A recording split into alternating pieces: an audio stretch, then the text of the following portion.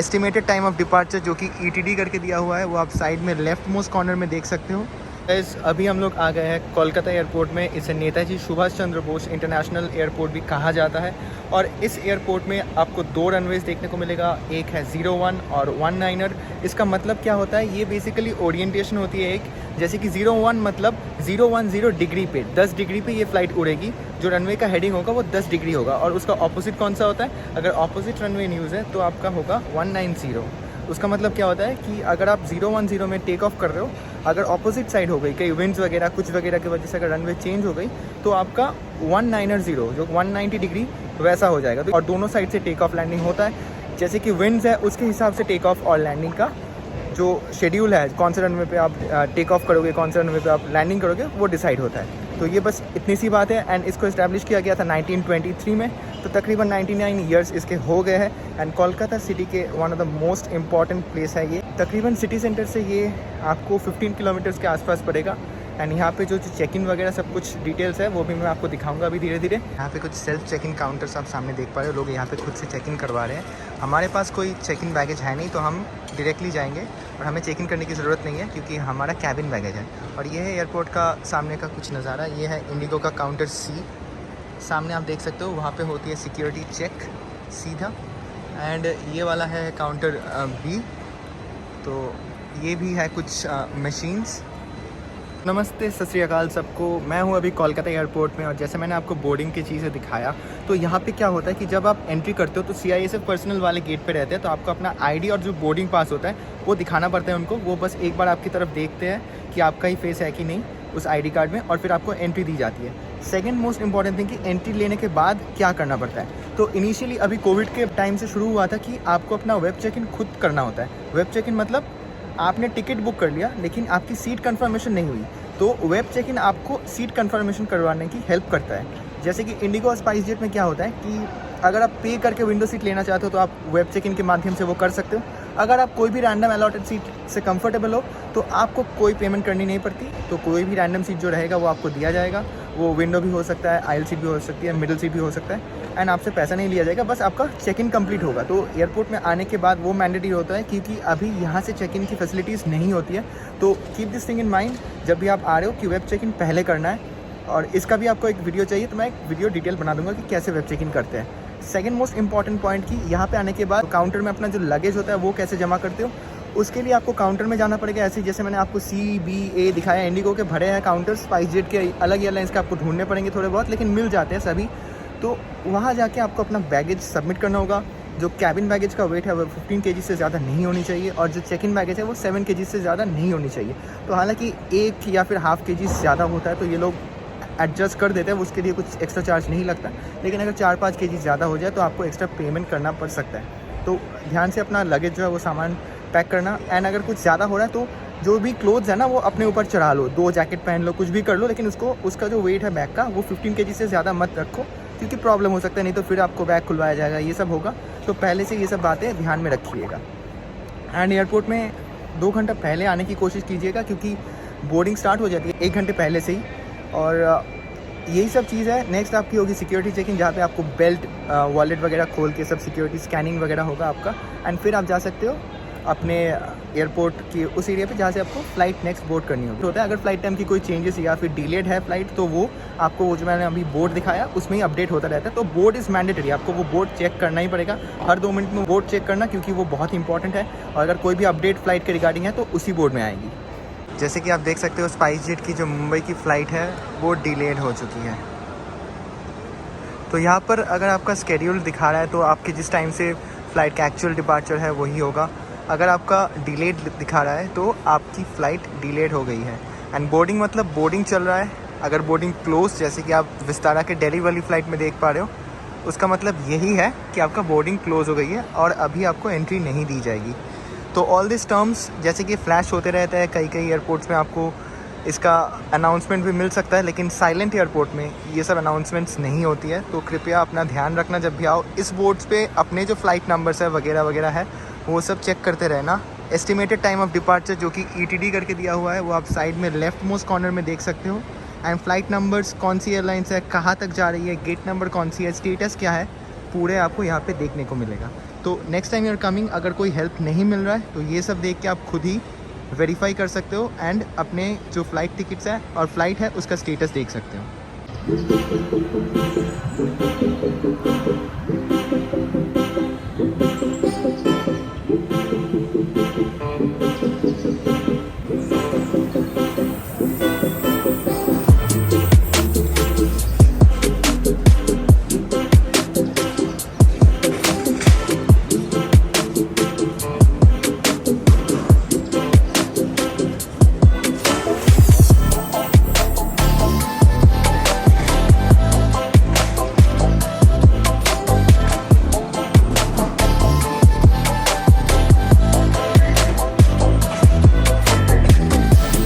आसानी से हमारा सिक्योरिटी चेक इन हो गया। अभी हम लोग जा रहे हैं लाउंज की तरफ क्योंकि मुझे कुछ खाने का मन कर रहा है। पता नहीं क्रेडिट कार्ड चलेगा कि नहीं, क्योंकि मेरा वाला मुझे नहीं मिल रहा था तो मैंने अपना पापा का लेके चला आया।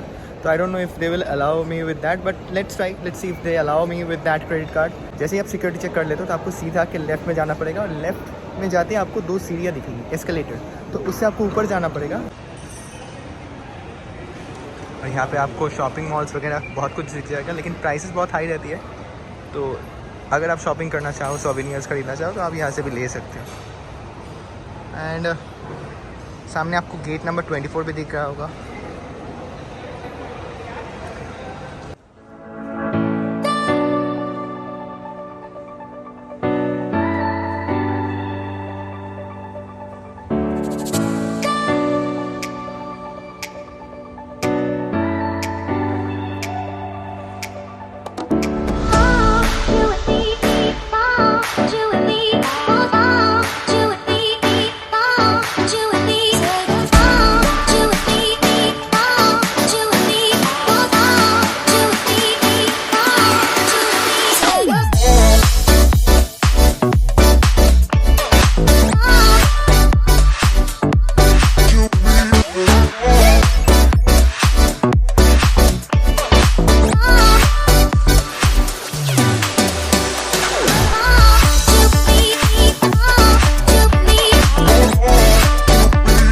एंट्री नहीं मिला लाउंज पे क्योंकि ये लोग बोल रहे थे कि जिनका नाम होता है कार्ड पे उनको प्रेजेंट होना या उनका बोर्डिंग पास प्रेजेंट होना बहुत मैंडेटरी होता है।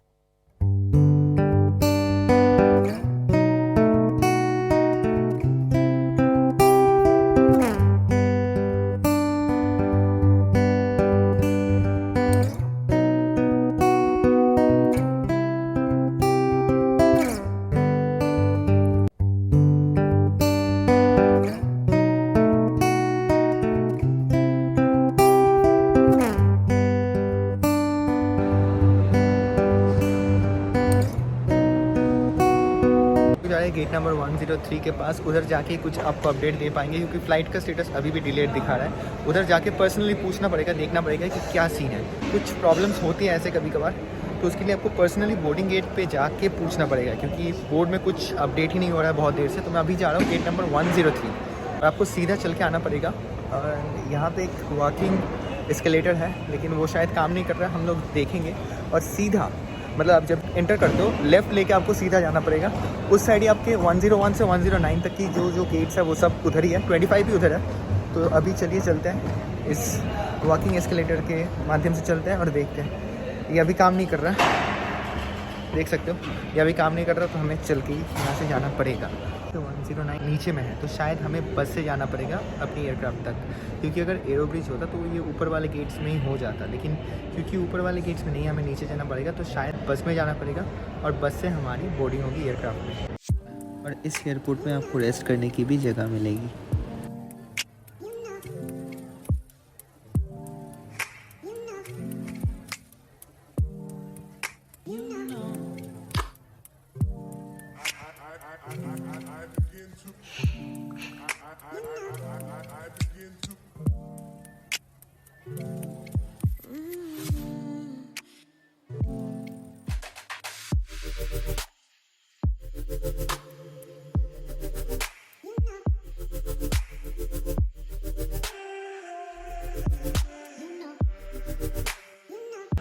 गाइस क्या होता है ना कि अगर आप लाउंज में जाना चाहते हो तो आपके पास एक ऐसा क्रेडिट कार्ड होना ज़रूरी होता है जिसमें आप ही का नाम हो। मेरा क्या हुआ था, मुझे अपना क्रेडिट कार्ड मिल नहीं रहा था और मैंने अपना पापा का क्रेडिट कार्ड लाया था, लेकिन इन लोगों ने एंट्री नहीं। They check the boarding pass and they check the card.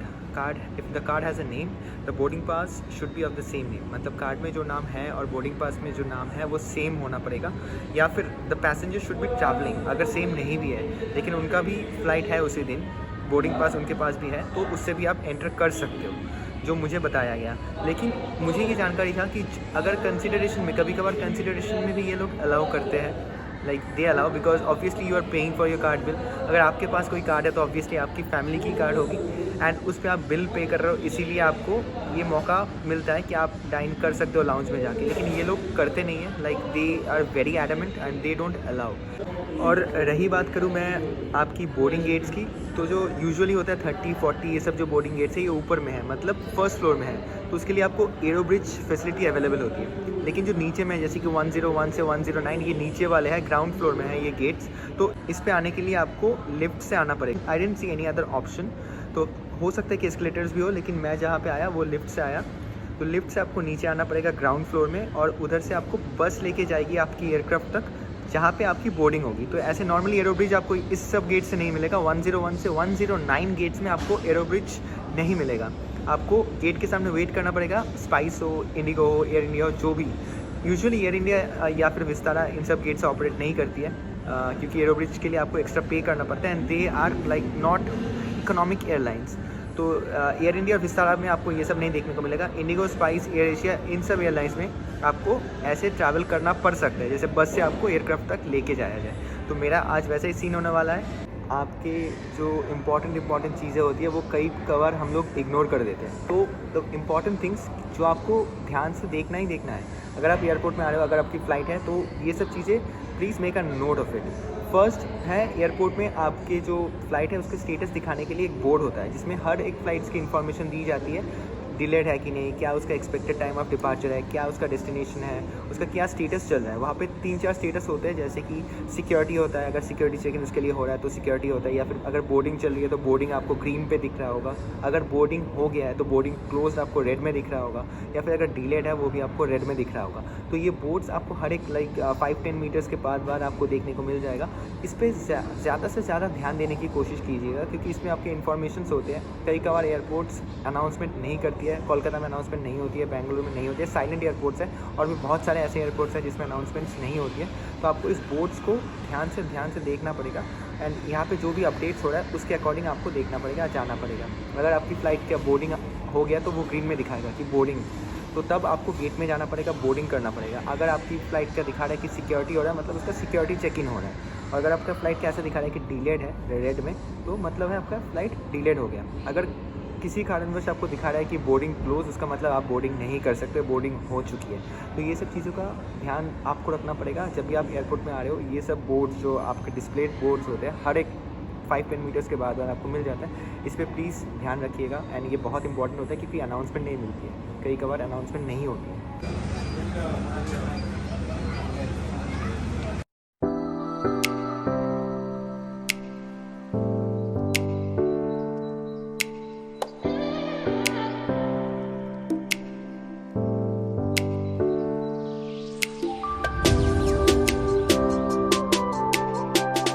ऐसा सीन है गाइस कि अगर आपकी सीट नंबर 1 से 15 तक हो तो आप सामने वाले गेट से बोर्ड कर सकते हो। अगर आपका गेट नंबर अगर 16 के बाद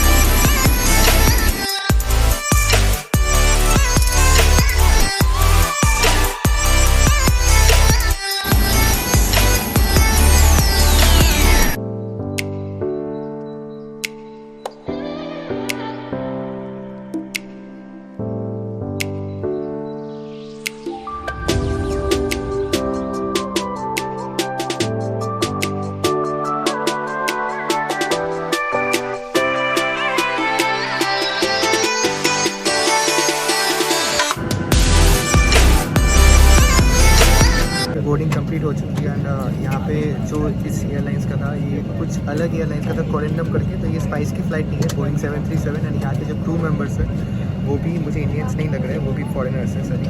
और मुझे मिला अभी आयल सीट एंड मेरे साथ में ये 2 को पैसेंजर्स भी हैं।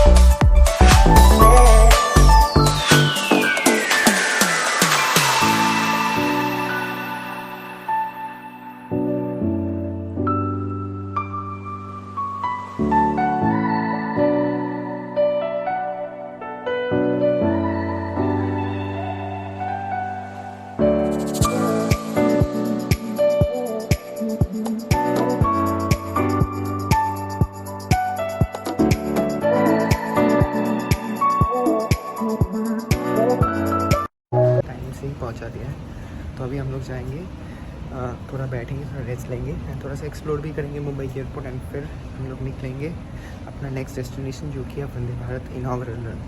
तो बने रहिए, जुड़े रहिए साथ में। और कुछ टिप्स मैं आपको बता देता हूँ about the airport that will surely help you in your next trip.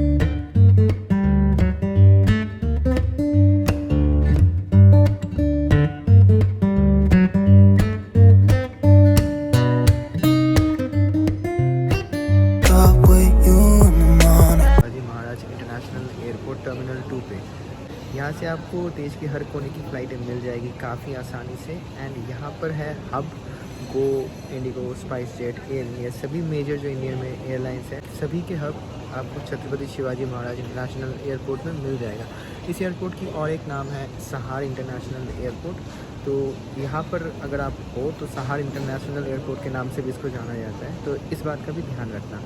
Thirdly I would say कि ये जो सेकंड टर्मिनल है, ये लोगों की एक मिथ रहती है कि ये टर्मिनल बस इंटरनेशनल फ़्लाइट्स के लिए होती है। नहीं, ये टर्मिनल आपकी डोमेस्टिक फ़्लाइट्स भी ऑपरेट करती है। जैसे आज मैं SpiceJet Kolkata to Mumbai भी इसी टर्मिनल पे आया। बहुत सारी दोस्तों को ये एक इनक्विजिटिवनेस रहती है कि एयरपोर्ट कहाँ पे सिचुएटेड है, एयरपोर्ट का रनवे ओरिएंटेशन क्या है। तो अगर मैं आपको इसकी रनवे ओरिएंटेशन के बारे में बताऊँ तो इसके 2 रनवेज हैं, 2 ओवरलैपिंग रनवेज, मतलब ऐसे काट के एक दूसरे को जाता है, लेकिन साइमल्टेनियसली ऑपरेट नहीं होता है। अगर किसी रनवे में ऑपरेशंस चली तो उसी में चलेगी।